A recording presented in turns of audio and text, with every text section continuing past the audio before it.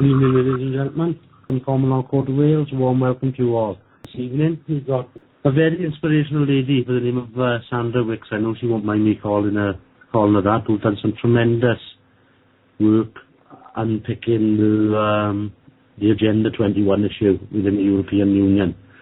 We're going to be going over many different subjects. Hello there, Sandra. I am indeed. Hello. Thank you. Very good. How are you doing? Really well, thanks. Yep. Very good. Right. The formation of the EU, would you say, would be the starting point, or what? Yeah, I mean, to really get to grips with Agenda 21, you have to look at the origins, and it's Agenda 21 is a United Nations document at the end of the day, or treaty, whatever you want to call it. It's a plan, an action plan. And the EU, everyone seems to, most people when they think of the EU, they think of it as a peacekeeping force and a force of good. But in fact, if you look behind the origins of the EU, there's a very different picture arises. And it was formed really at after the Second World War. But prior to that, it had been a mixture of sort of various different organisations like the League of Nations and the Trilateral Commission and the Club of Rome and the Council for Foreign Relations. And a lot of the same names crop up in all of those organisations. The big new Brzezinski, the Rockefellers, lots of names of certain people sort of crop up, and they are all globalists. They're all usually sort of linked to large corporations, banking, whatever. And these people, at the end of the day, don't have the interests of us, we the people, at heart. And when you look at the beginnings of the EU, which came out of the United Nations as well, with the bringing together of the EU nation states, you see a very sort of communitarianism, totalitarianism sort of a bunch of organisations cropping up. And really, Agenda 21 is bringing all of their plans into fruition, which for global dominance, really, and governance. And it's a pretty worrying agenda, to be honest. Amongst these agendas, we got things like sustainable development, economic prosperity, social equity, local sustainable development policies. Yeah, and all that was brought about really in the beginnings of Agenda 21 started really with a book that was published in the 1980s, a book called Our Common Purpose. Sorry, not Purpose, that's a slip of the tongue. It's called Our Common Future, and it was written by a man called Maurice Strong and a lady called Gro Brundtland, who was at the time she was the socialist prime minister of Norway. And the two of them concocted this report on sustainable development. They put this report together, really, about the state of our world, as which was in the 1980s. And from that came the Earth Summit in 1992, the Rio de Janeiro Earth Summit. So our common purpose our common future, beg your pardon, was the bringing together of what they thought was a kind of a report on what they felt needed to be done in the world to actually bring it under control. And the 1992 Earth Summit that was held in Rio de Janeiro, and I think it was the 4th of June, the 13th of June in 1992, was to bring all these nation-state leaders together, I think it was 179 of them, to sign up to Agenda 21, which was all of these countries or their leaders signed up to Agenda 21 with no recourse to the people of those nation-states. So it was done completely without the permission of any of the people who lived in these nations. And so, and they managed to get away with it. They managed to sign up every single 179 countries, which is most of the countries in the world actually, to Agenda 21. And Agenda 21, the purpose of it is to inventory and to control all minerals, all plants, all developments like buildings and all human beings. It's an inventory to control basically humanity. Now that sounds very sensational, but this isn't a conspiracy theory. This is a conspiracy fact. This is all documented, and it's all in the 40-chapter document, which is the Earth Summit 1992 Sustainable Development Agenda 21 UN Agenda 21, and you can buy the book on Amazon, and you can go through it with a fine-tooth comb, and as I have, and you can see exactly what the plan is, and they're doing it all under the banner of sustainable development, which is basically saying that we have to meet the needs of the future whilst not compromising the present. But basically, we human beings have been very bad, and we need to be completely monitored and inventorized, and all our basic behaviours have to change. We have to stop, certain things. And one of the things is that they want to take away private property ownership. They want to take away cars. They want to get people living in urban areas in what they call human settlement zones, and it's really get everybody smart metered, surveilled. If you like, there probably are. The whole RFDI chip thing will come in as well, although that isn't mentioned in there. But it is about getting people to. It's basically separating man from nature. And you see, man, was born to live in nature, along with nature, and anything that sets to separate man from nature can't really have a very good agenda. And I feel very strongly about this, that it's almost the way that the indigenous people were living, and they were cut off from nature and from everything and put on reservations. And it's very similar, but they're actually going to do it with the rest of mankind. So we'll be living in these awful human settlement zones, smart metered and surveilled. And the countryside, according to Agenda 21, because I'm jumping the gun a bit, after the Earth Summit in 1992, they then devised an action plan, which was the biodiversity assessment that was brought out. That's a 1,040-page document that actually was how they were going to achieve Agenda 21.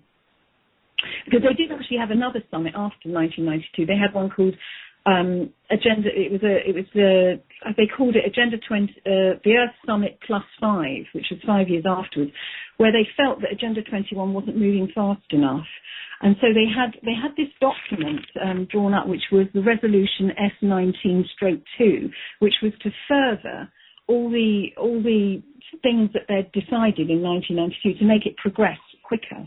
So that's when they brought the biodiversity assessment out. Now, if you get a copy of that, they're quite hard to get hold of. I managed to get the summary of that document. And in that is the Wildlands project in America, because obviously Agenda 21 is being rolled out far quickly than here in America. And it's so blatant now, people are realising what's going on.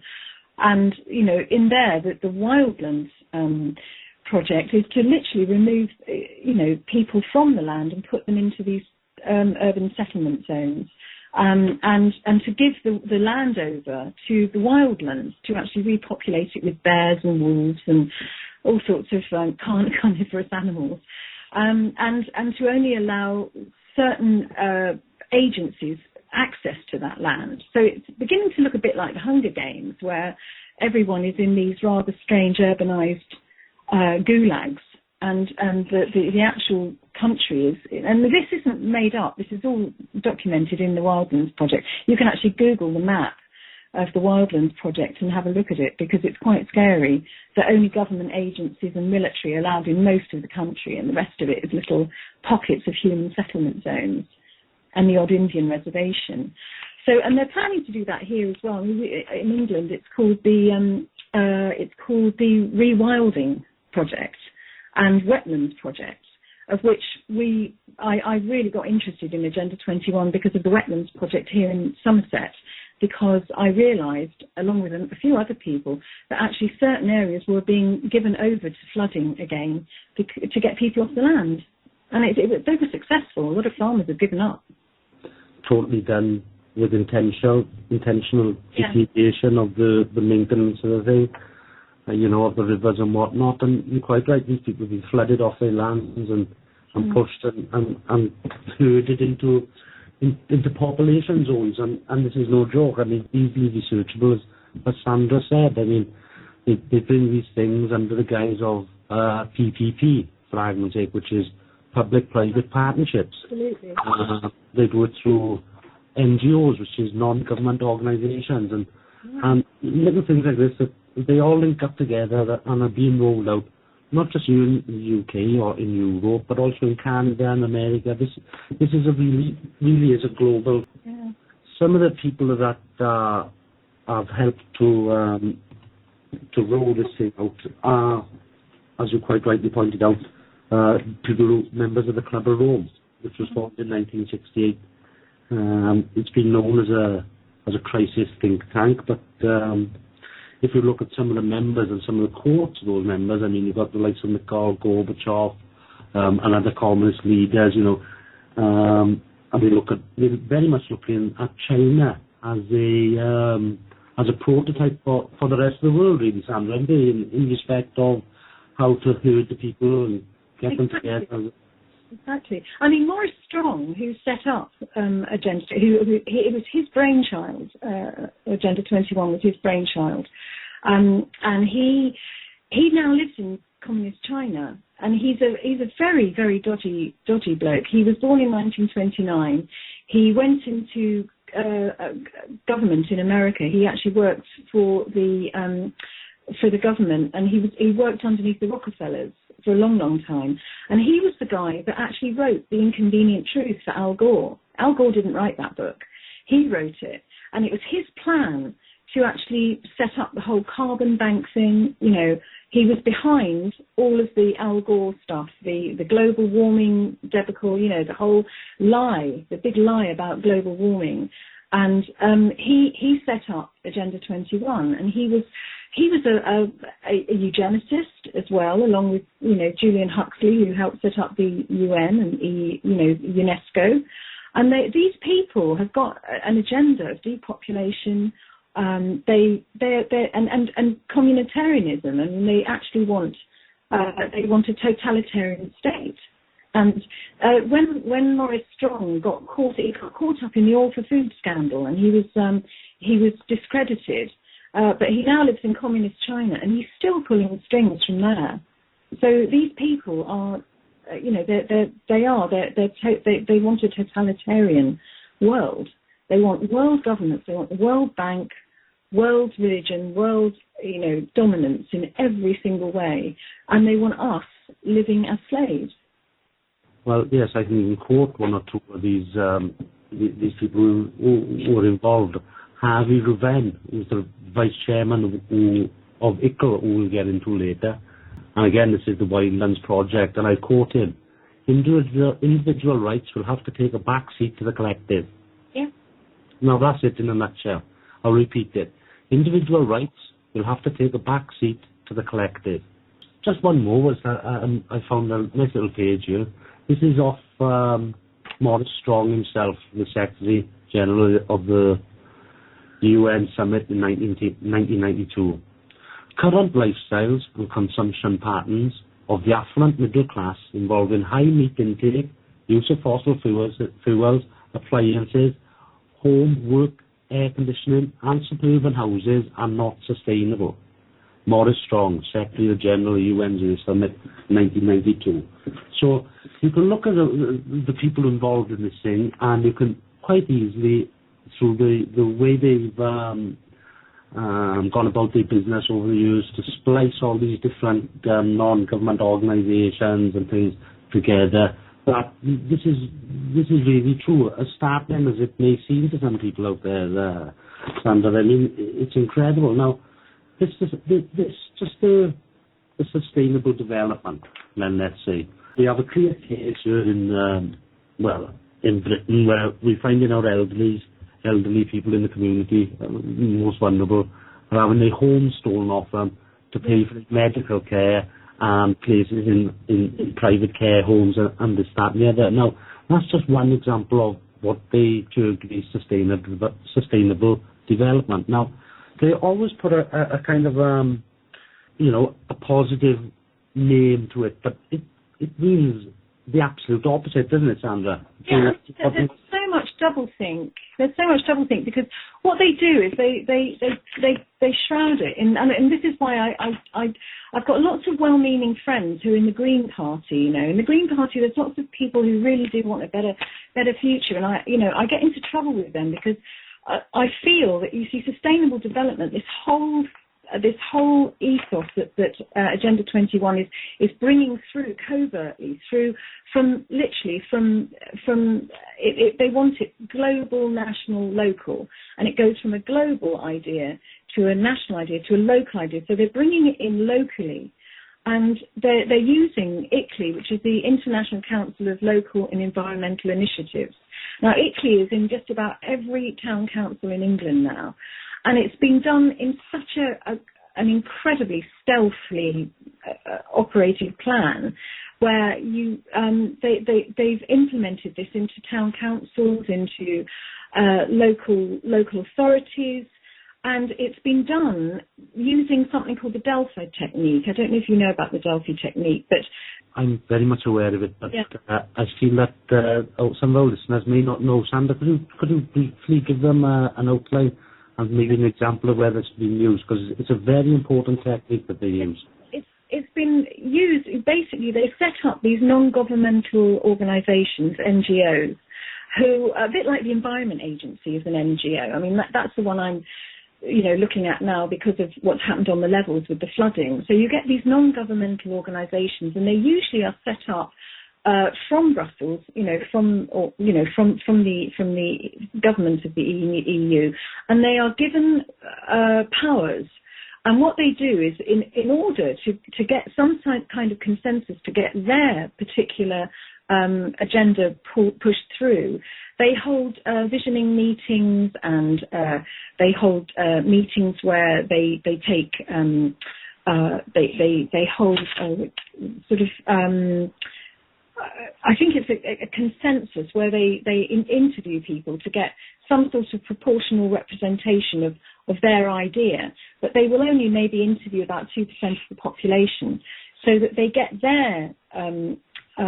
their ideas pushed through at these visioning meetings. And basically what it is, it's a mind control technique used by the RAND Corporation in the years and years ago. The RAND Corporation sort of invented this technique, and it's a kind of mind control technique where you guide people to an outcome that's been predetermined. So they get what they want by giving people the tools to actually get their agenda pushed through at local government level. And it's I don't know whether I've explained that properly, but it's basically guiding people to a predetermined outcome. I do urge our listeners to look into this Delphi technique. Yeah. It was used very well with the Occupy movement, wasn't it? Yes. That technique, and it's difficult to describe it over radio, because it guides and moves any meeting or public gathering. A handful of people can kind of steer it through a few simple. It's difficult to explain over radio, but I would urge our listeners to definitely get into that and try the kinds of tricks they're using. Yeah, the NGOs are used as planning groups, and they then go into local councils and local committees, and where they hold these surveys where only 2% of the population are actually surveyed to push through their agenda.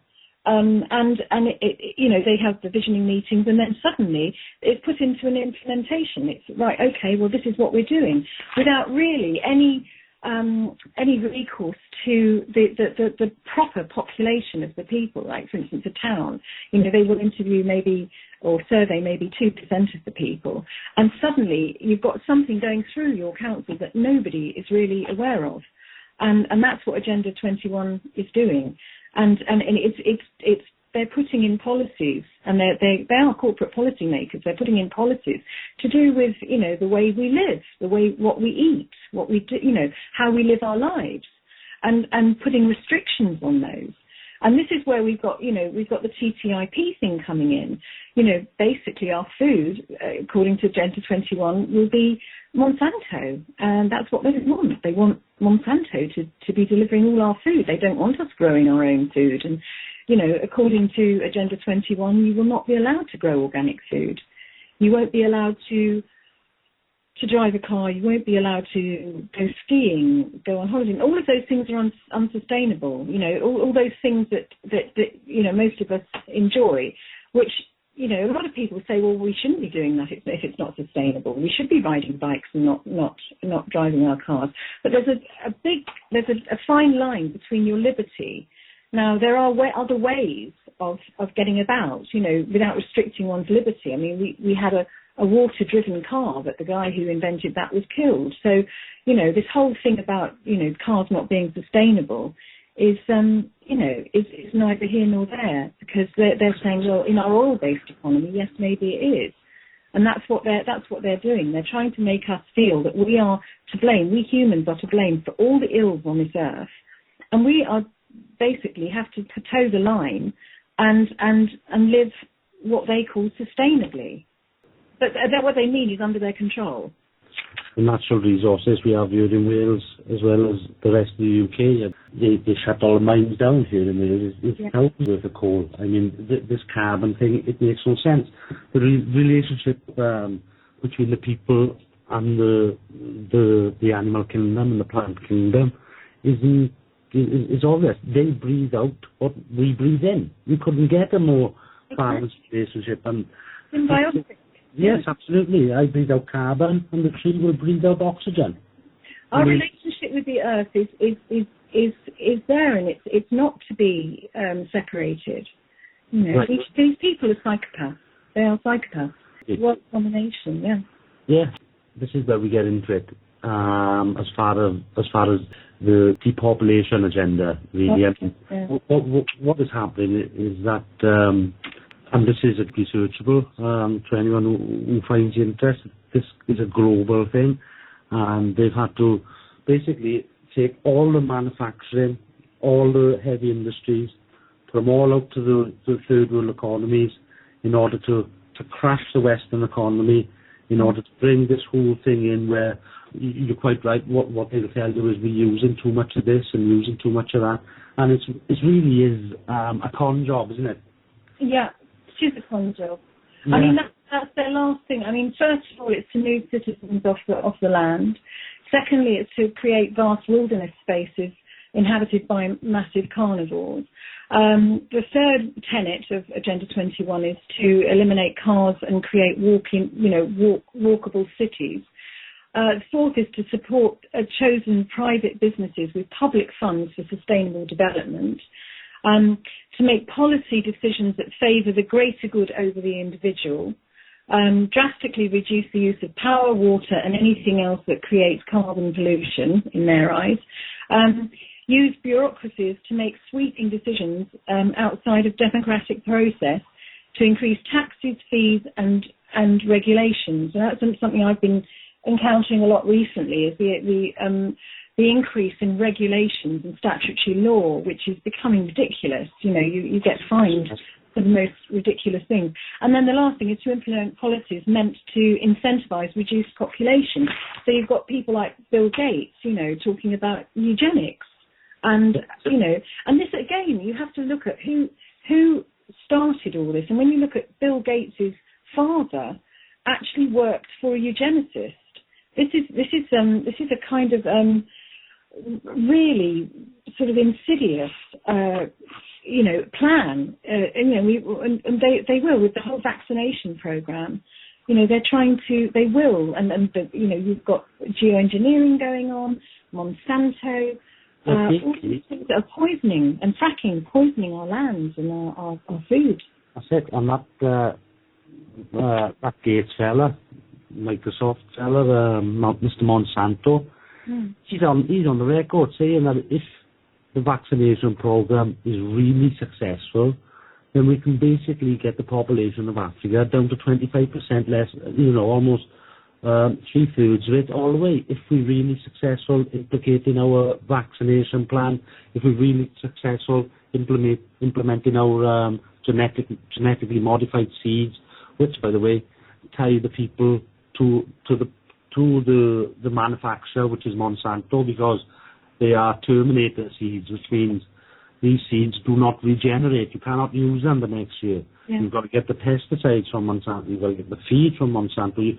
They're totally making you absolutely dependent upon them, at the same time wiping us out. It's as simple as that, Sandra. And Mr. Gates is a prime example of that. I mean, anyone looking from the outside who hasn't done any real research on the likes of Monsanto would think we were absolutely bonkers here. But if you look at the vaccination campaign in Africa, and even now with this Ebola scare thing, going all the way back to the 80s with Band-Aid, and these people have trillions upon trillions, and the genocide that they carried out through these vaccinations, people are discovering, and there's actually Red Cross personnel being attacked in cases in Africa, because these people know that it's in those vaccines. You're wiping us out.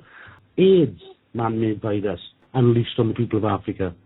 So this depopulation plan is in full swing, and has been going on for quite some time. But if you really look at the maths of the problem, I mean, just to keep an even balance of the people on the earth now would require each woman to give birth to 2 children. One to sustain herself, and one to sustain the man who impregnated her. That would be just to keep the levels normal. Now, in China, when they first did the one-child policy, it was such a success that one natural disaster, or I think it was 2 natural disasters later, they had to stop that, and they said, please, we need more slaves, breed some more. So I once heard, I think it was Max Egan, he done the maths on the thing, and after working everything out, and I urge everyone to check this stat out, because it's one of these shock stats that I often use to hit people with, and they think he must be full of it, and they've got to go home and check it out. And it's this, that if every man, woman and child on the earth could fit into Australia and have 2 acres each. Yeah. Yeah. So they say that about the state of Texas as well. I mean, so this overpopulation myth, it is absolutely a myth, and one made in order to roll out this grand plan to have total domination over a sustainable amount of people. That's the bottom line of it. Is they need enough people to keep them in their position, and at the moment they're running out of options. Very sharpish. I mean, they printed this fiat currency that they're using to prop this Ponzi scheme up is on its knees at the moment now. So they're really desperate in rolling this out at the moment, Sandra. You get to see it everywhere, in the schools, the medicine. I mean, I think the schools thing is for me is the most shocking. I mean, UNESCO is the educational arm of the UN, as you know, and UNESCO was set up by a guy called it was the brother, Julian Huxley. It was the brother of Aldous Huxley. He was a eugenicist. He was a member of the Fabian Society, which is another one of those societies that are into eugenics and world domination and God knows what. Lots of quite famous people have been members of the Fabian Society. It was a very elite society in the 1930s and 40s. and still is going strong, I'm sure. But he was the brother of Aldous Huxley. Now, Aldous Huxley, I think, wrote Brave New World as almost a warning, because, and in fact, what we're living through now is worse than that. And, Julian Huxley was in charge, and he again, there's some pretty awful quotes from him about how people should, the lower classes shouldn't be allowed to breed because they bring a blight on society. Now, he set up UNESCO for the excellence of learning, but actually, UNESCO, at the moment, there's a lot of things going through our education system of dumbing down our children, and a lot of it is so that they can be easily controlled. And there's a wonderful woman called Charlotte Iserby who wrote The Dumbing Down of America. If you ever get the chance to read that book, it's amazing. And she was an educator for many, many years. She's in her 80s now, and she's on YouTube. There's lots of YouTube interviews with her about her experiences in the education system and how it's been dumbed down in order to make people more receptive to being controlled. So people aren't encouraged, or youngsters aren't encouraged to think for themselves. It's a hive mind kind of education. And an education by consensus also, where if there's a consensus of opinion, then it is so. So, you can say, well, 2 and 2 is 9. If there's enough people to say 2 and 2 is 9, that's what they say it is. And it's stopping people from actually looking at real facts and believing what, new theories coming from the inside out. And things like they're teaching in schools now that mathematics is man-made. Well, that's ridiculous, isn't it? If anyone's looked at Fibonacci sequences in nature, you'd know that mathematics is in the universe, and it's far from man-made. It's made by God, creative force. Who knows what it's made by? But nature has the ability to create in a mathematical way, in a very beautiful way, and to kind of teach children that mathematics is made by man and machine is ridiculous, really. You hit the nail on the head there with the schooling and the way it messed up the maths, because the maths in nature is so simple. And again, I urge people to check out things like the Fibonacci sequence and the golden ratio. These things are tied in. Now, on the point of schools, and especially the free thinking, critical thinking child, right?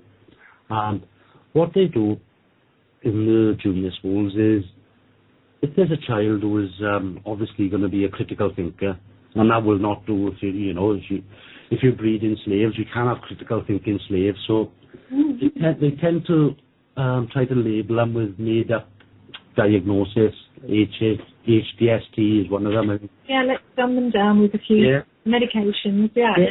So just because a child is happy and he wants to, go outside and chase some seagulls or something, rather than listen to a boring teacher day in, day out, then they put him on the label, get him on the drugs, and it's chemical lobotomy.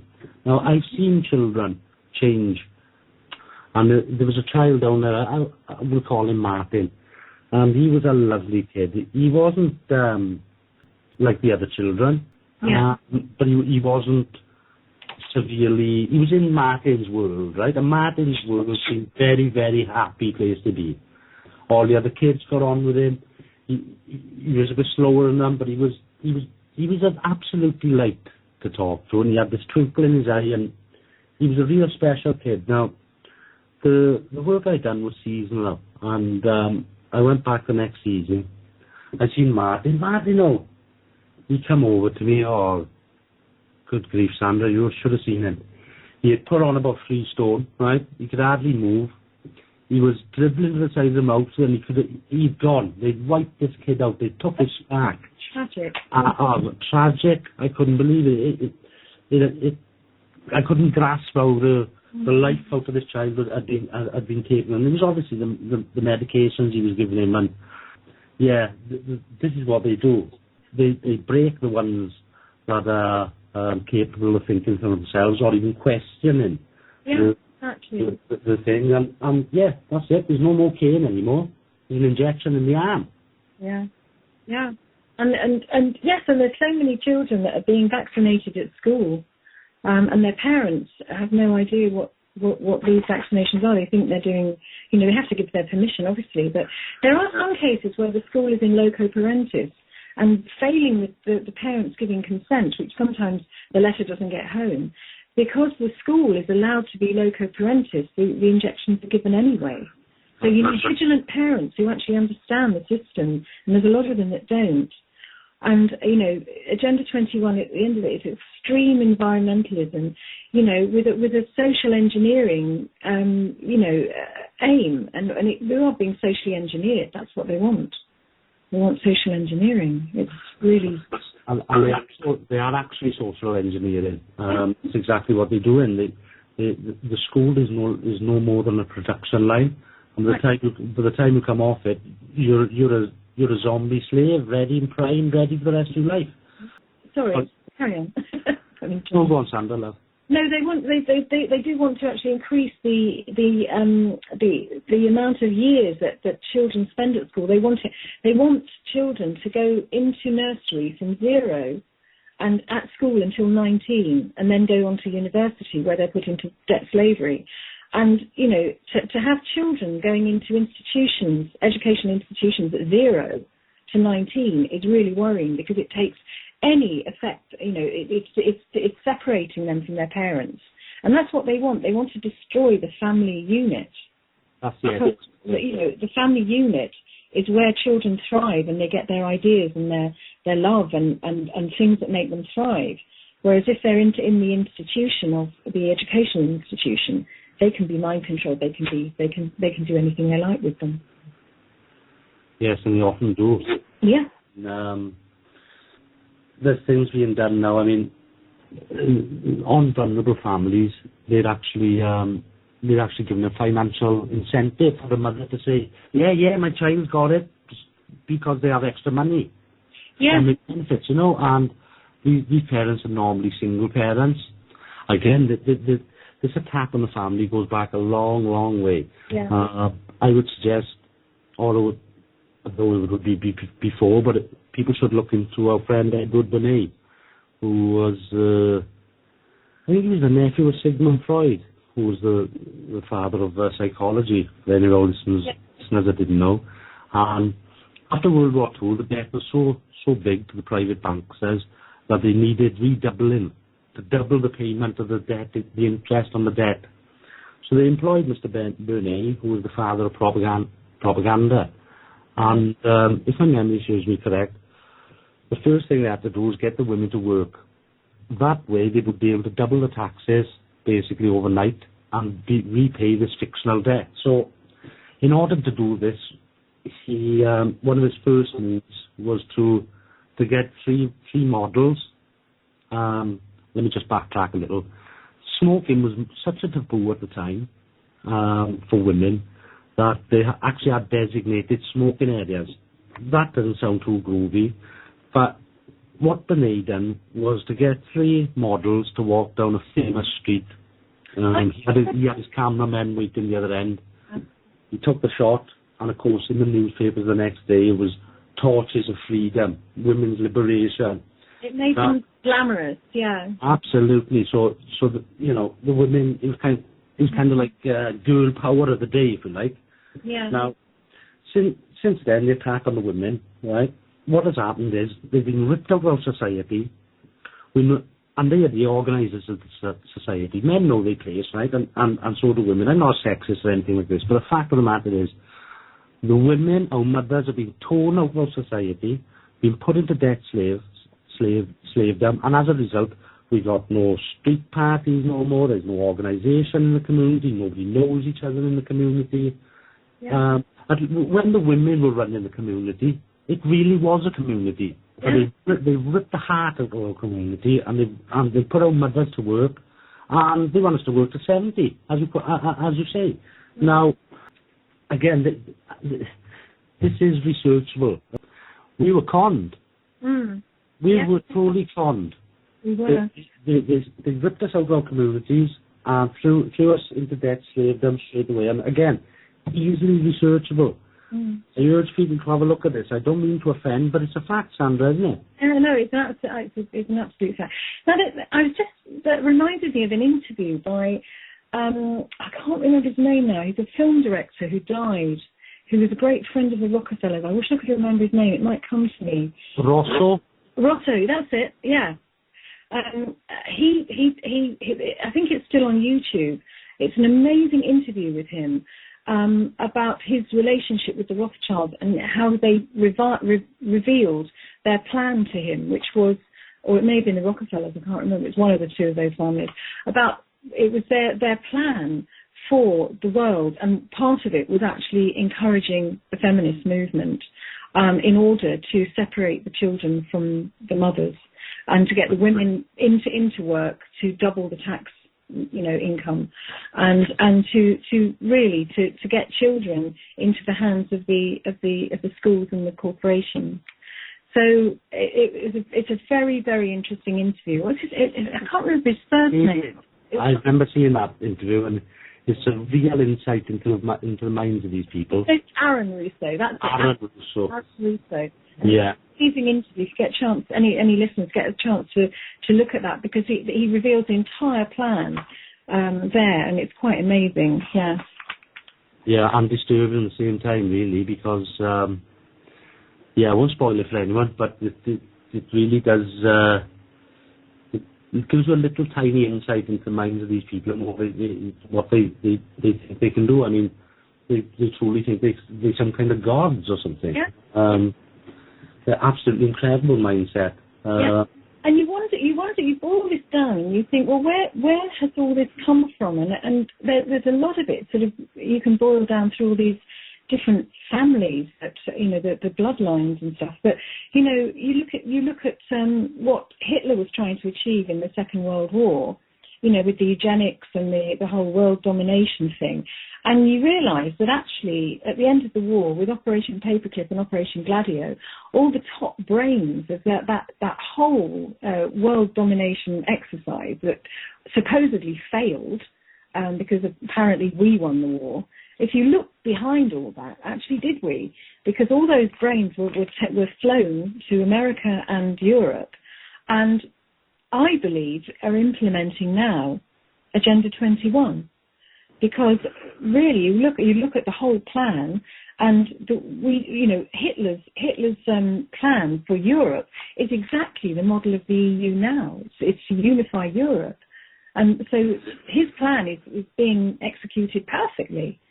Again, the Operation Paperclip, what happened there was when the Allies really won the war, all the great minds of the Germans, they were so scared of the Soviets, the Russian invasion, that they got all the worst kind of minds and things from the science to the, NASA was basically all the Nazi engineers, and then you had all the eugenics and all the medical experiments.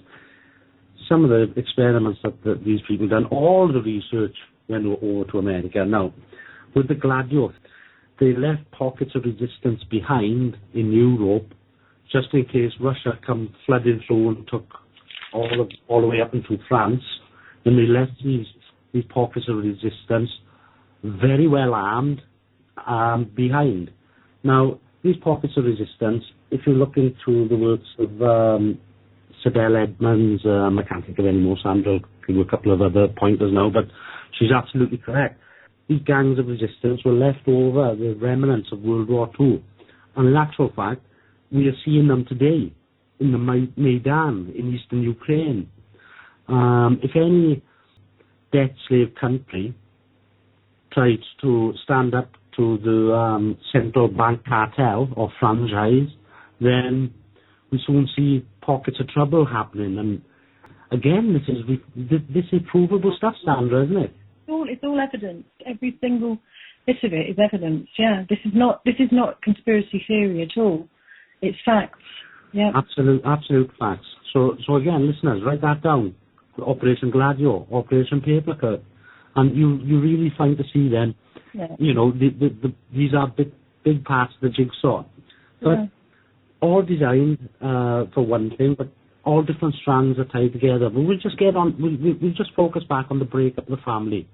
Mm-hmm. We've seen how the plan was set out through the likes of Edward Bernays and the other think tanks in order to extract the women away from the family unit.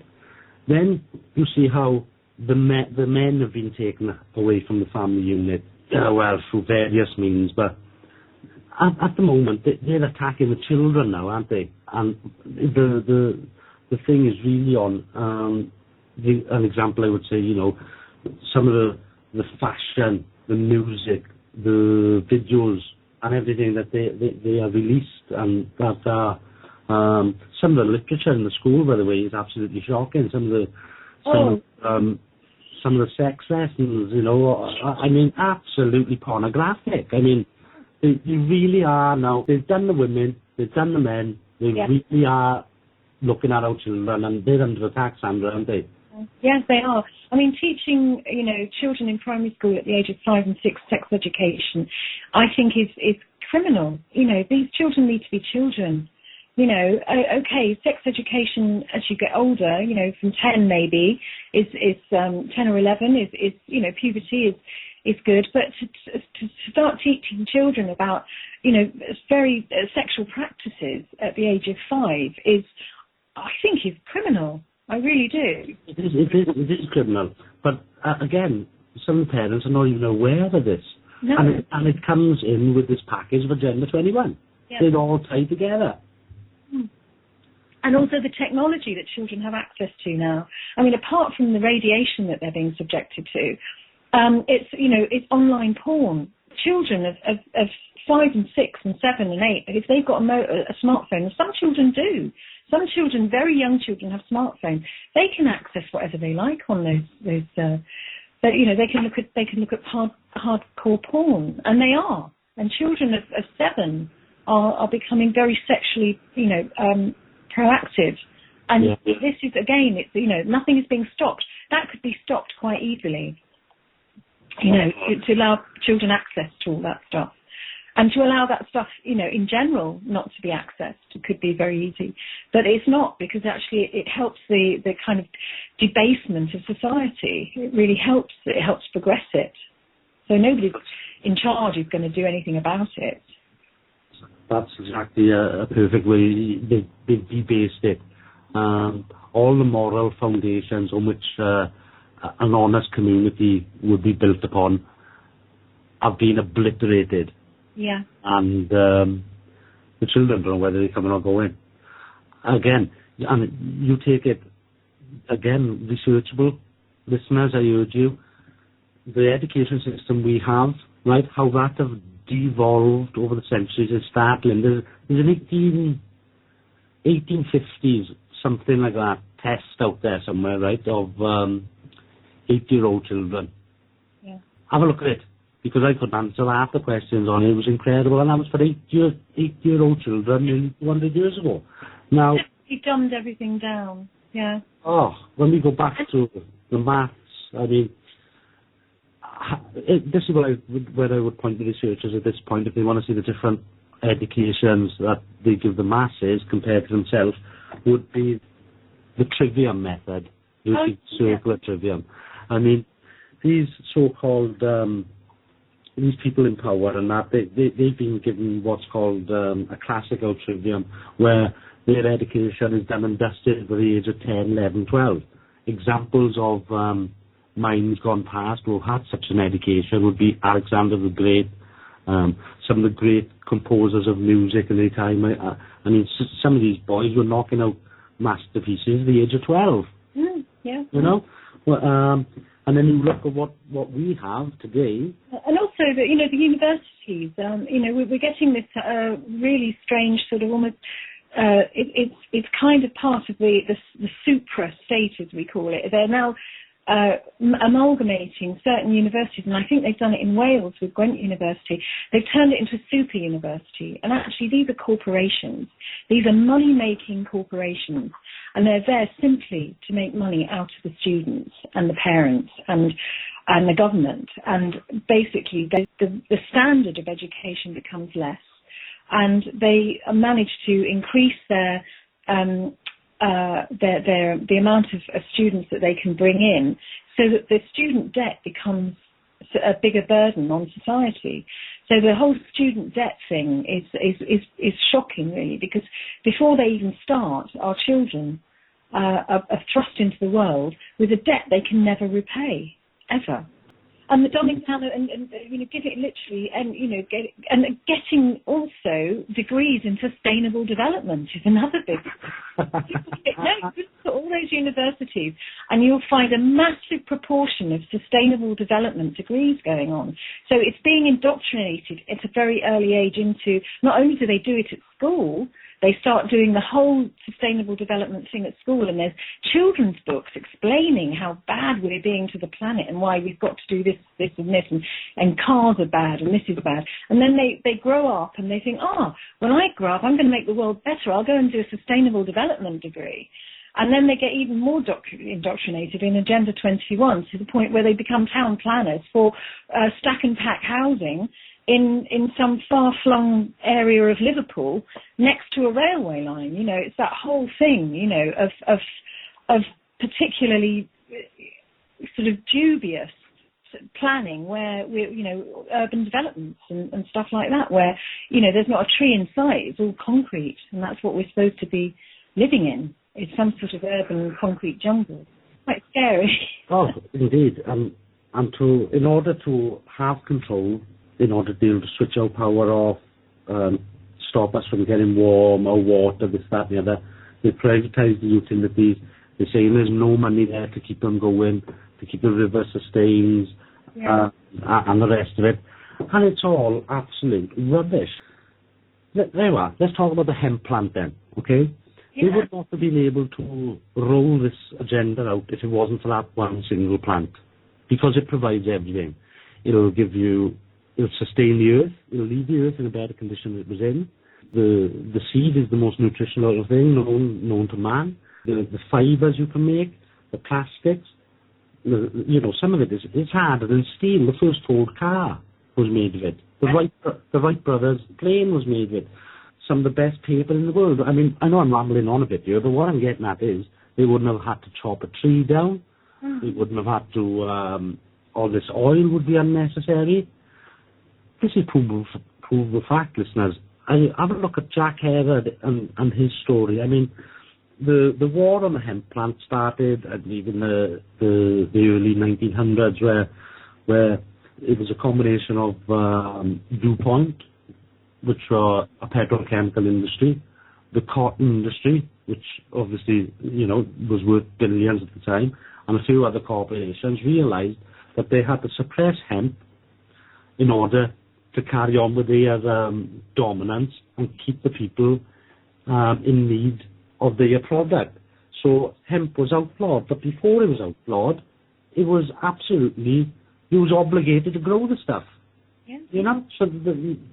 So just little things like that. Yeah, we have the answer to everything. We don't need Agenda 21. We have all the answers. Agenda 21 is purely there to take over, to dominate the world, and it's a brilliant plan. I mean, it's a Trojan horse of amazing genius, actually, because what they've done is that they've hijacked the whole green thing for a start. And if any of you listeners have got your pens handy, please read a book called Behind the Green Mask by Rosa Corey. She's the leading sort of voice in America on Agenda 21. And equally, a lady called Anne Bressington is a lady who's doing a lot of work in Australia about Agenda 21 as well. And how really the whole green thing has been like, I mean, I've got Greens that I do argue with about global warming, because we all know that the planet is cooling. It's been cooling for 15 years. And they're making, the carbon credits, it was all set up to make money out of carbon credits. And all of this is revealed in Behind the Green Mask, and we do have the answers to all the problems that Agenda 21 is purporting to cure. But we don't need Agenda 21. We don't need it because it's pretending to be something it isn't. It's pretending to be something that is going to, that we all feel guilty about, which is actually creating a better world for our children and our grandchildren. And everybody wants that. And it's pretending to do that, but actually behind it is the most appalling agenda of control and domination that humanity will ever know, if we get away with it. And I've seen some of the literature in the schools, that as you quite rightly pointed out earlier, trying to make the children guilty. Blaming all the loss of life in the oceans and everything on them. And I remember, I remember that one of my children was confused about it at one point. And it is an insidious thing, and they are really focused on our children. These scumbags are a couple of steps ahead of us in that department, because they are pumping out children with it unknowingly to most of the parents. But you talked about Anne Bresenton there, and she's done has been doing a lot of work in Australia about it. But there's other people who are, again, we can't stress this enough. This is a worldwide thing. Yeah. It's been rolled out in different parts of tried and tested. I mean, you would not believe the control they have over our rivers, our resources, and everything, Sandra, aren't they, really? I mean... it really is. It's about control via corporations. It's the corporations in cahoots with. I think it's banks and corporations who are really leading this whole global dominance, and it's all directed via the UN, and it's people with vested interests in these corporations who are in charge. The big families, the big politicians, they've all got shares in Rio Tinto and all these big fracking quadrilla, all these big organisations that are actually seeking to destroy and dominate our land. They're all tied up. They're all in bed together. There's quite an interesting graph out there put together by a few students. They used a supercomputer, and they worked out that the top 1,400 companies in the world were owned by, I think it was like something like, they were all connected. I mean, it was a hell of a graph. But all the top blue chip companies on every stock market, on every continent, within the Western private banking franchise, they're all on each other's boards. It's a rotating thing, and it's been proved with this graph. They're all on the same boards. Not only that, they go 1 foot in private, 1 foot in public. Through these things like the Trilateral Commission, the Club of Rome, and all these main groups. One minute they're in the state, in the Senate, or on the House floor in Parliament, or an MP. The next day they're on the board of this. Board of that, and it's all rotating. They get stocks, paid off you.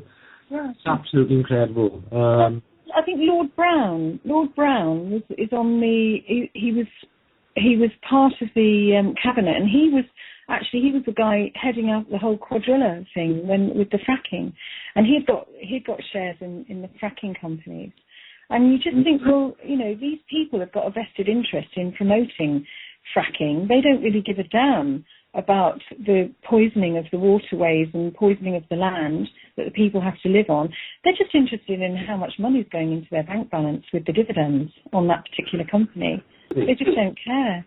You're in we have a situation where they got this recycling thing going on, right? And the recycling part of it is private. The shareholders, some of which are ex-high positional councillors, are on the board of this private environmentally friendly gig, right? They're all cleaning their milk bottles and cleaning their plastics and cleaning their tins, right? Putting them out in the street, right? Meanwhile, behind them is a steelworks with a 300,000 foot plume of shit in the air, right? Yeah. Which is causing more pollution. Yeah, absolutely. Forget about that. Everyone clean their milk bottle tops now because we need to make some bucks for the industry. We couldn't make it up. Yeah. And, it's funny, I was talking to somebody who worked for the Environment Agency, and they were saying, everybody recycles all their stuff, but the minute it leaves the confines of the local authority, then once it's actually with the local authority, it's then contracted out to somebody who then goes and does the recycling or puts it somewhere. And more often than not, they are paid to go and put it into landfill anyway. So all that recycling with a lot of authorities, I'm not saying all of them, are not actually being responsible, because to them, they don't care. Once they've paid a contractor to take it away, they care not what happens to it, those local authorities. And a lot of it isn't being recycled, it's just going into landfill, which is really worrying. It's just, you just think that even when people are washing their bottles and recycling their plastics because they think they are actually helping, it's a farce. It's just not happening. An absolute farce. And the other thing is done locally. I pointed out because it's coming to a town near you. They've taken out our wheelie bins, right? Half the size, and instead of every week now, every fortnight instead. And I mean, you want to see the streets, right? They pile, everyone's house is piled full of rubbish. They lay the bin men off. I mean, it's absolutely incredible. They call it austerity, right? Austerity is when we all choose to say, guys, we got to do it outside, But this is not austerity. This is absolute. It's fascism. It is. They come in, they check in, what's a new bin now, and what I done was I kept my big bin, right?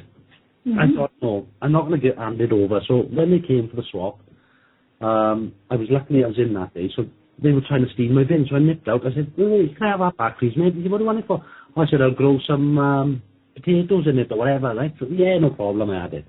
Well, I've been using it alongside the little one, see? Mm. The looks of disdain I get off my neighbours. Oh, my goodness. I was wheeling it up the other day, and a fella a few doors down, he was looking over in disgust, as if I'd really done something wrong. So, I mean, what can you do? You've got people that are willing to enforce it. It's incredible. Apparently, I mean, there is talk of putting RFDI chips into bins, and if you put the wrong item in the wrong bin, you'll be fined. Whether it will go that far. I mean, I have to say, I run a business in my town, and I've been told, that you have to.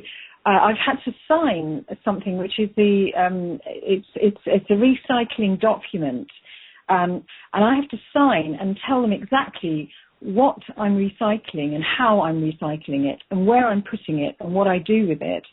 And they will come and check. And if I don't, then I am liable to be fined.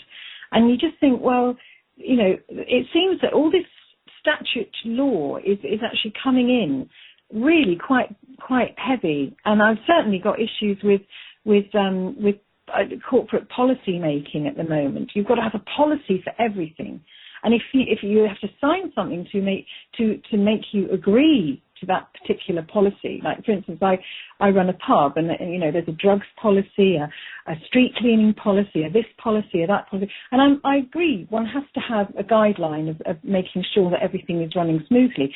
But at any point the police can turn up, and if you slipped up at all on any of those policies, you are fined or put on review, and it's becoming very, very, very, how can I put it? It's almost like a fascist. It's fascist. Yeah, it's a fascist state. Yeah. It is fascism. Fascism is when corporations and governments merge. Yeah. And of course, that's it in a nutshell. Yeah. I see it as all part of this whole thing. I mean, all part and parcel of what is happening to our world, our country, our world, our town, or whatever. Because all this is coming down to the very local level as well. And, and I'm just thinking, well, what is the solution? We've got to find solutions, because if non-compliance is a big one. Right, exactly. Now, I would suggest that most of those forms you signed were consensual forms, right? And you probably wasn't legally obligated to sign most of them. The smoking ban is a very good example, because they're still puffing big cigars in the House of Commons and the House of Lords. while all the slaves outside are freezing outside the pubs, Yeah. And things like this. So, and that destroy community as well. I mean, I think there is a big effort to destroy places where people gather, and certainly people of free thinking minds. They don't like that. They hate people gathering and actually having, just people gathering and having conversations and free thinkers. They don't like that.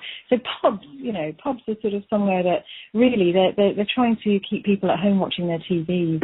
So yeah. They've written the hearts of the community out in there, every single thing. The pubs, the sports.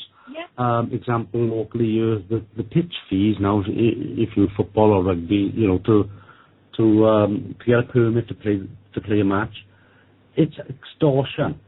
Yeah. Simple extortion. We'll get to solutions now because this is the whole point of our show. It's not doom and gloom. There are solutions out there now.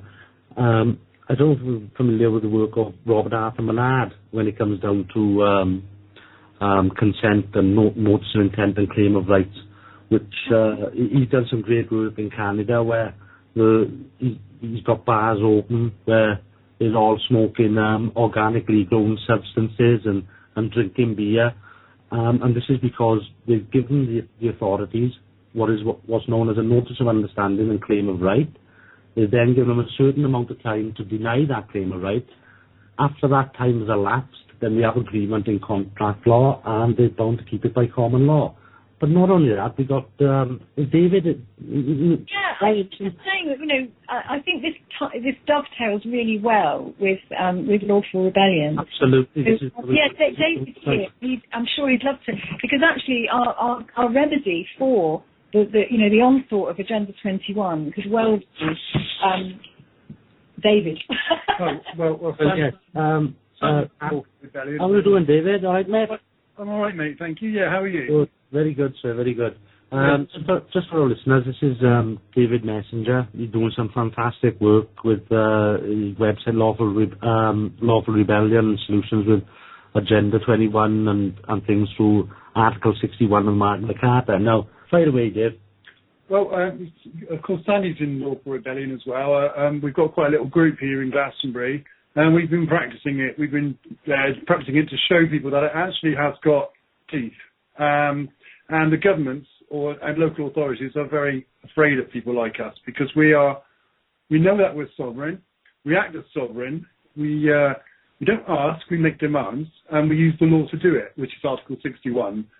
Anyone that's not standing under Article 61 is actually acting against the British Constitution, and it's Practical Lawful Dissent on Facebook, and my name's actually David Robinson. Messenger was my alias, but I've got my own name now. So, no worries. And guys, here's an excellent resource. Lots and lots and lots of good people on there willing to help and point you in the right direction on all the issues really. And the implementation of 61 is vital, as David pointed out. It becomes your duty. Once a government is no longer representing of the people are duty bound to do something about it. Now, there is a contract there. It's called the Magna Carta. Within the 800th anniversary of it, yeah, and it is the answer. I think we were going to get David to talk about how Agenda 21 or the kind of the remedy for dovetails in with his lawful dissent work. And what he's doing currently at the moment with lawful dissent with, certain people who are deciding not to pay their water bills because they're drinking poison water, and how he's dealing with that. So shall I get him over? Indeed. Yeah. Hi again. So as Sandy says there, Article 61 is the remedy against all this corporatism, all this fascism. And all it takes is for people to look at this simple process. It's about writing notices, putting people under notice of the fact that Article 61 was invoked from the 23rd of March 2001. It isn't denied by our alleged authorities or the Crown because it's evidential fact. And all they can do is ignore you, run away from you. So when you put it into a notice form, informing these people of what you're doing and whether they've got any authority since the invocation, they tend to run away. They tend to back off and leave you alone. Now, I've been working with a few individuals in the town. A very brave young lady called Daniela DeLioness. She's on my Facebook group page. She's rebutting a 7-day prison sentence for contempt of court in the county court. It's been quite successful. I mean, they're having to ignore us because we're asking two questions. Firstly, have you got any authority since the breach of the Coronation Oath Act, which is all evidential? And secondly, are you standing under Article 61 yourself? Because everyone has the duty to do that under the common law. And of course, they can't respond. And so she sent notices to the county court with those two questions in the first notice, which was a notice of conditional acceptance, where we conditionally accept their demands on proof of claim that their demands are lawful. And when they acquiesce to that because they can't respond, we give them a time frame to do it, and then we send another notice, a notice of default, an opportunity to cure, to stay in honour, which she's now done, and of course no response from that. So they're in default, they're in dishonour, and everything in her notices are her truth in law now, and there's no claim against her anymore. So this is a really powerful remedy that she's doing, and the reason why she's doing it, right, is not just to save a few quid. She realises that Thatcher sold off our public services. She sold off a lot of our public services back in the 80s, and water was one of them. Now, you know, these are something that the taxpayer, our forefathers have paid for over generations. All the infrastructure's there, and all we need to do as taxpayers is to maintain that service. And of course, it's a treasonable offence to sell off a public service like that. And so she refuses to pay Wessex Water for something that should be a public service. And she's doing very well with it. I mean, it just takes a little bit of courage. In fact, just a little bit of education rather than the courage, really. Because once you realise the fact is that we have a duty to stand under the Constitution, otherwise we're in breach of it, then it's actually a criminal offence to pay Wessex Water or to accept a summons from a county court, because they're not courts of law, as we know, they're corporate places of business acting criminally. So, and not only that, Dave, I'd go further and say that the money is going to fund the slaughter and the genocide across the world. I mean, you're actually funding terrorism, really. I believe that somebody's done some great work in this field. I can't remember the gentleman's name, but he stopped paying all taxes on that basis. That's actually funding terrorism. Now, these taxes and everything that we pay, they mainly go to pay the interest on the debt. As you know, Dave, and everything's been corporatised. They've stolen everything from us, including corporatising our own name through the legal fiction and trading and bartering with that. Now,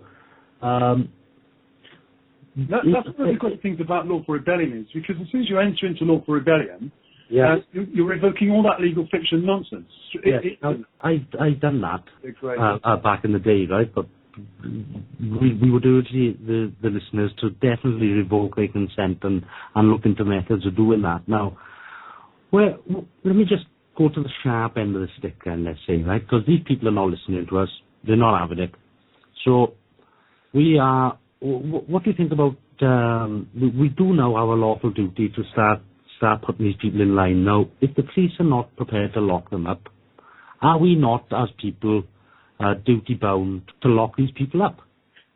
Well, we are, and we can. And I believe that Michael Benicia, his grand jury, is a very valid thing that we can do, because the grand jury is not subject to Parliament or the government. It's something that is of the people, and it's just another numbers game, really. If enough people do it, then we can actually enforce the law, because we're sovereign, and truth is sovereign in law, and all we're actually doing is saying, well, this is the truth. I mean, we're providing evidential facts, nothing more, no hearsay, and we can enforce it. Now, the other way we could do it, and we could do it via the Constitution, via Article 61, is demand that those bloody turncoat barons, or the ones that are just sitting on the sidelines now, actually do the duty under Article 61 that they invoked.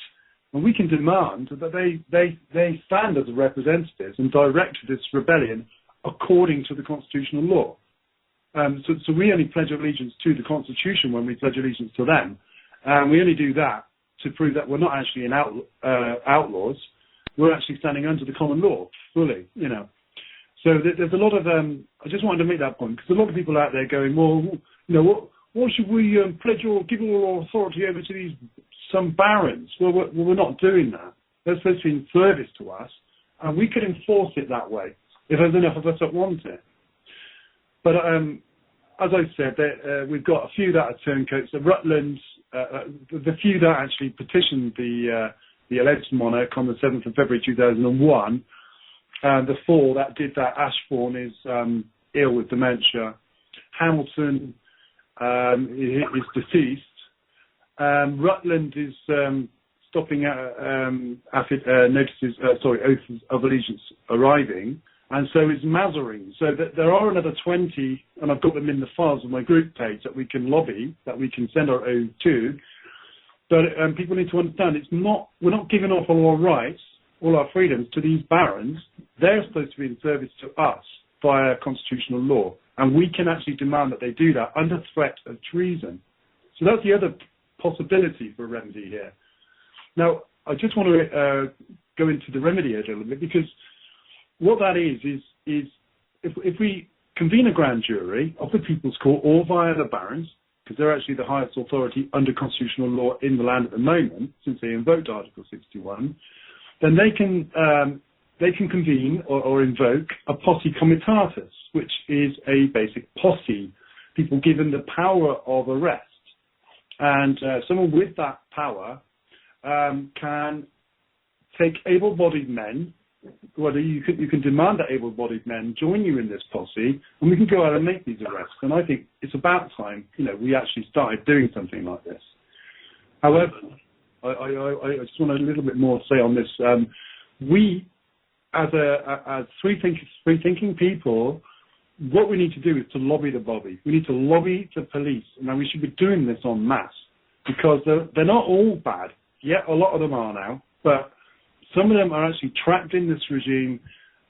They've got mortgages, they've got obligations, and they know if they stick their neck out, they're going to lose their jobs, because obviously we're in a fascist regime now, obviously fully.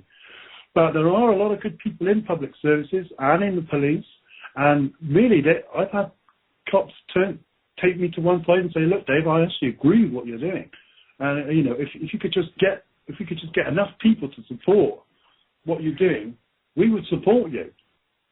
So I want people to know that they're not all bad.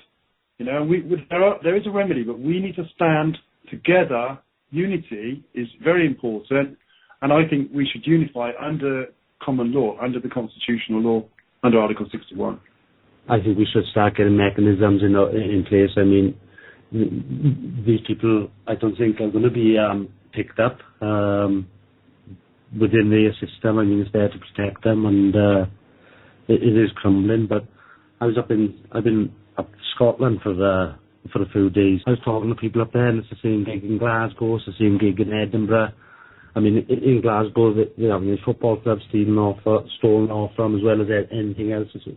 This squeeze is really on, and people are desperate at the moment, and they're not giving us anything really. I mean, because this is it. We need to start demanding it. Stand as sovereign, and to start demanding that the law is adhered to. And my good friend Danny here, she's doing this. She's a single mum.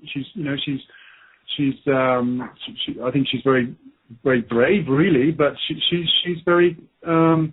She has a great deal of integrity about her, and she does not want to support these bloody perverts, these paedophiles, these war criminals, these terrorists, And this is where a very interesting idea come in. The last show we done was on institutional paedophilia, and we come up with an idea of having an open source investigation on this paedophilia, because this U-Tree thing, I mean, it's a joke, anyone can see that.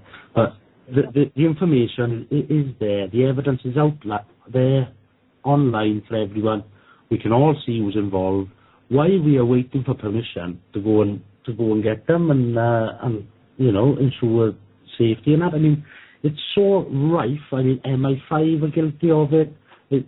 How can these people allow children to be damaged in order to hold something over that politician, in order to guide this Agenda 21 and things like that? Every department of our so-called government is geared up to protect and to foster this environment, and I can't see us getting even our councillors' hands are tied, the politicians' hands are tied. Some of these politicians and people in places of power are being abused themselves to an incredible, some of these are actual victims also. I mean, it is one hell of a mess, but we've got to start making actual tangible things now as a whole, as a collective. I mean, they'll try to fragment us, they'll try to play us off against each other. There's going to be, all the old tricks, but we need to start getting something solid, something tangible, because it's to the core, isn't it? Yeah, well, it is. And let me just say, look, we're never going to get remedy in they're not courts of law. I mean, and we know they're not courts, they're corporate enterprises acting ultra-virus and in a quisling capacity, which means they're aiding and abetting the destruction of our rights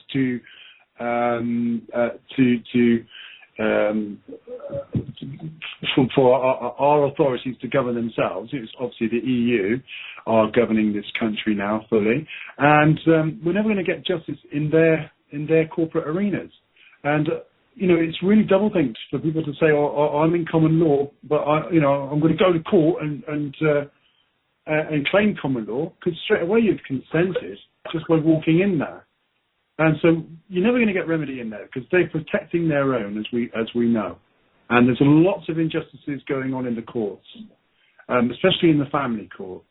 Oh, that's the stamp of approval. They go there. That's a private court right there, and some of the things that go on there. I mean, I was a victim of the child support agency. That's a story in itself, but it certainly ties in with things we're talking about here. So I'll just give you a quick 2 minutes of it. My eldest daughter, she's 22, spent most of her life living with me, never shirked my duty. Otherwise, me and her mother split up. We were young. But we've always, had our daughter's best interests at heart, and everything was cool. Well, when she was 19, the CSA came around looking for 9 years back payment, right? You couldn't make it up. I'd never been to court. I'd never heard of them. They'd done me by acquiescence. The judge had passed the judgment, and the deductions from pay order had been stamped and approved. Now then, this is what got me motivated to find out what on earth was happening, because suddenly I found myself bound in a contract that I had not consented to and was causing me financial hardship and all the rest of it, right? I mean, it's a hell of a thing, the child support agency. Yeah. So what I was able to discover is that the magistrate courts, the child support agency, Port Talbot Council, who was my employees at the time, were all owned by the same people in the private, right? This was done through searches with Dun and Bradstreet and things like this. Now, each magistrate or each deductions from earnings order on any parent for anything, the magistrate court, the corporation, gets a 10% slice of the pie. So, what of each deduction, whether that be weekly or fortnightly, they will get a percentage, right? It so happens that if your employer is if their payroll department is a member of the payroll alliance, then they are shareholders in the child support agency, right? So, it took me a couple of years to figure this out. and I was on the sick whilst I done it. And the reason was they were enforcing a contract without my consent. I gave them 10 days to dispute that. They obviously couldn't. They were breaking Article 13 of their own employment, let me get this right, the right not to suffer unlawful deductions, which is in the Employment Act 1990-something. I won't take a wild guess, but it's easy to find, which simply is that no unfair deductions are to be taken from anyone's earnings unless written or explicit consent given, right? Well, they have just glossed over that, and the reason is this: we have got no rights. They've tricked us into this fictional world of acts and statutes. Now, yeah. I went head-to-head with my MP on this issue, and I gave him an opportunity there and then, which I recorded, by the way, for him to rebut my claims, and he couldn't do it. Now, he denied that they were all owned together in the private. Now, me and Sandra touched upon it earlier, and they're all in this big swindle together. It's absolutely incredible. But I may have waffled on a little bit there, but that was my experience with the CSA. And, quick point there, please. Because of course you don't have to use their rules to rebut them. In fact, it's double thing to do that, because you're actually giving credibility to those rules. We've got constitutional laws that you can use, because there is no under the constitutional law you can't have such unfair deductions and treatments, because especially without the due process, without 12 of our peers deciding that's the case, and obviously they're not going to do that without looking at the constitutional law under common law. So we don't need to use these rules against them, and I think people really should think about this, because we're actually giving them those rules credibility, as well as if we walk into their courts, we're giving those courts authority. We're consenting to them by doing it. They're getting paid by the taxpayer for just walking in there. So we're actually aiding and abetting a criminal regime, which is, if I aid and abet, I don't know, if I sell stolen goods, then I'm aiding and abetting a crime. Well, it's exactly the same when we go to these bloody courts. So we really, if we sent notices of non-jurisdiction or conditional acceptance, I accept you've got jurisdiction if you can prove that Article 61 hasn't been invoked. It's as simple as that. We can't do that. So, you don't have to go to court, and I've done that myself. And my honourable friend Danny's done that as well. She denied the first two summonses of the county court, and just ignored them actually. But so she got a 7 days for contempt of court, and we're now rebutting it. And there's nothing they can do about it under the law. They've got to tell lies, and someone's going to have to commit treason against her and against us to enforce it on her now. And that's the power of lawful rebellion. Don't worry about the fraud. Don't worry about that, because they'll get off with that in their courts. It's the treason that they run away from. The traitors within our community, they need to wake up fast, because and it's up to us to wake them up. I mean, we've done this in Glastonbury, where we've put all the council members on notice, and the local police on notice of Article 61 being invoked, and we simply ask them one question: where do you stand? And so what we're doing is we're making the local people, like you just said, accountable. And this is kind of like what they're doing with Agenda 21, bringing it down from national, global, national to local. Now, if we bring lawful rebellion down to local, like we're doing, we're actually getting evidence against these criminals in our local council and police for future prosecutions.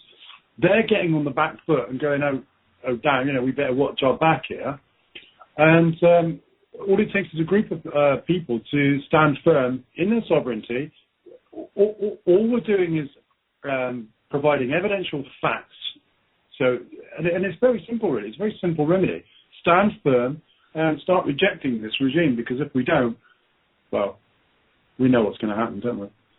Well, yes, indeed. And these people will be tried, and the sentences will be enforced by law. It's simple as that. It's coming, and not soon enough, because I can't point this Agenda 21 thing, right, and what we've spoken about tonight. It's as simple as this, folks.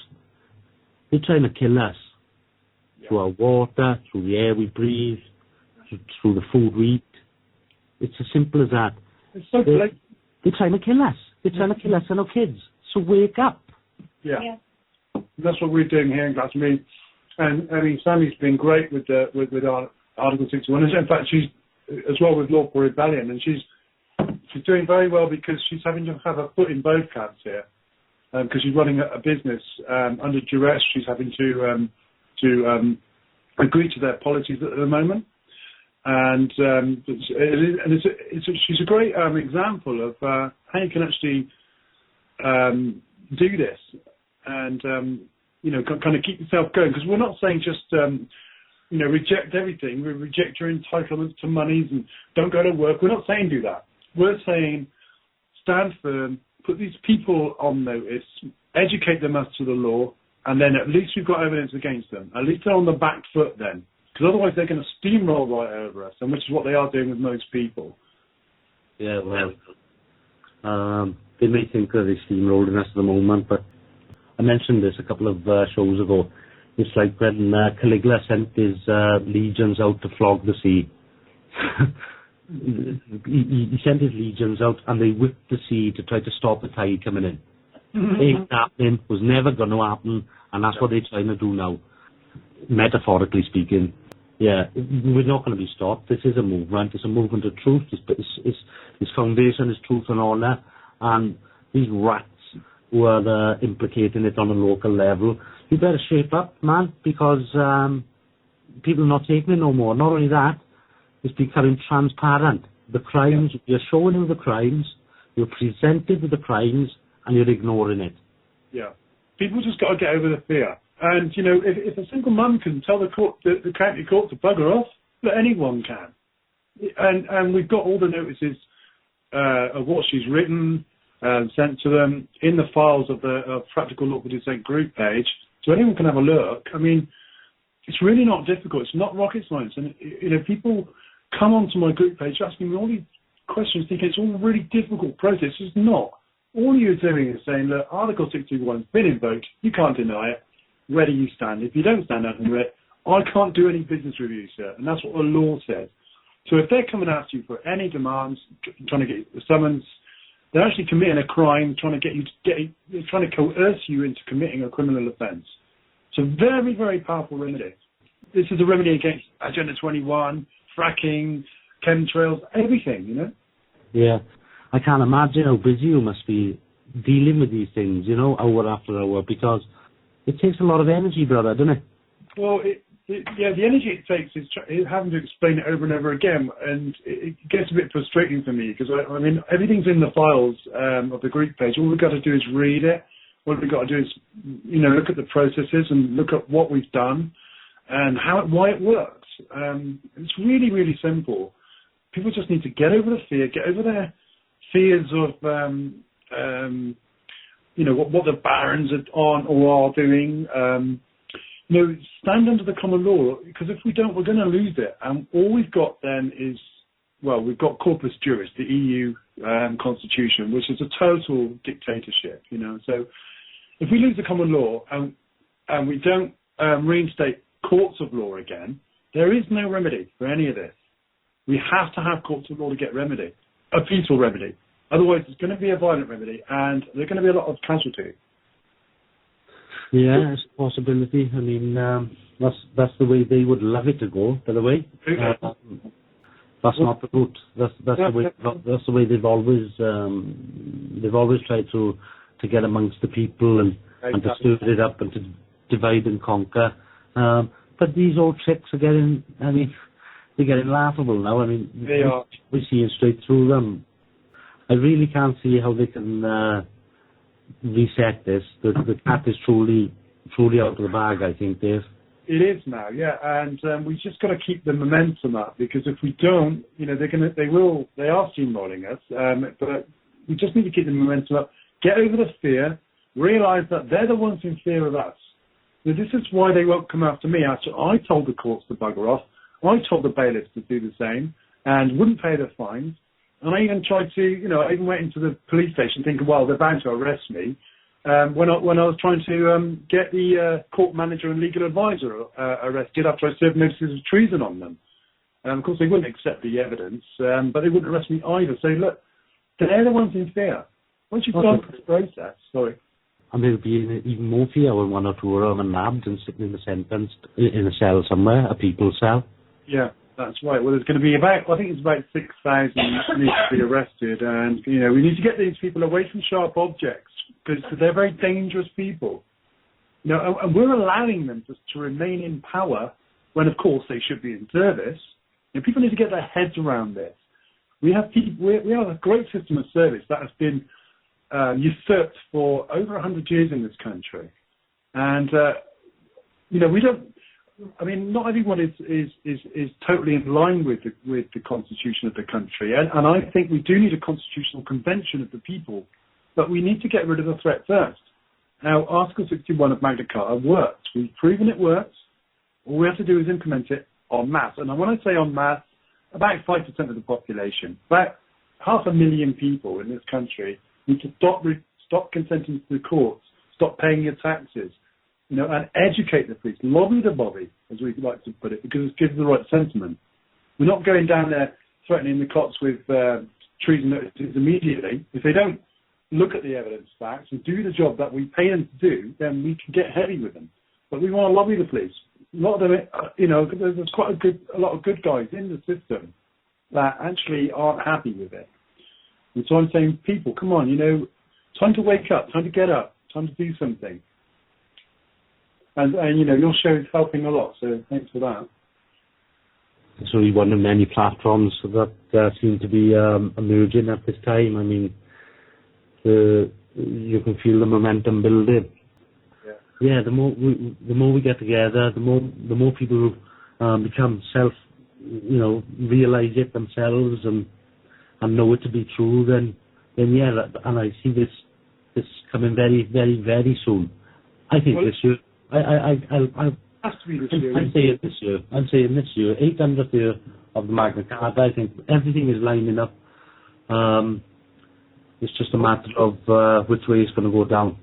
Well, people are getting more active now. I mean, I've never seen so many people get active. Even on my Facebook group page and in the community here, people are becoming a lot more active now, and they're starting to realise and wake up, and they've seen how other people are being treated when they use Article 61, and and also they're seeing the danger, thanks to people like Sandy pointing out Agenda 21 and TTIP, and it is growing, and so people need to realise, don't get left behind. Come along, get into law prevention, stop protecting your rights and freedoms, stop protecting the realm, stop protecting your children, because otherwise, we're going to run out of time, and that's the only danger, really. Yeah, you're quite right. The time is coming that people will be. It's going to be quite shocking for people if they don't going to get themselves up to speed. We got new faces turning up at every meeting, and it's quite encouraging. Great. It's building everywhere, actually. Yeah. Yeah, we're getting more going on in Glastonbury now. Yeah. So, it is building everywhere, and I see it on my Facebook group page, people actually getting busy in Nottingham and in Prestatyn, particularly in North Wales there. Some great bunch of guys up there doing it. So it is growing, Yeah. And I think we should all stay linked together. I mean, because they've fractured us all, right? And they'll try and put holes in and this, that, and the other. But I think that it's too late. We're all together now. I mean, and let's march forward. Truth isn't a burden. Truth is like there's a feather. You need not carry truth. For truth will carry you. Yeah. I very much believe that. If we march forward with the truth, when they are presented with it, as you quite rightly said, Dave, they run away. They do, but the thing is this, and they can flog the sea as much as it likes. It ain't going to work. I like that analogy. It's very good. Well, I'll leave you over to Agenda 21, because I said, law rebellion is the remedy that we've proven works. So I can't say I don't need to say any more about that, I don't think. You're doing a great job, David, and welcome to come on anytime, brother. Thank you. Thank you.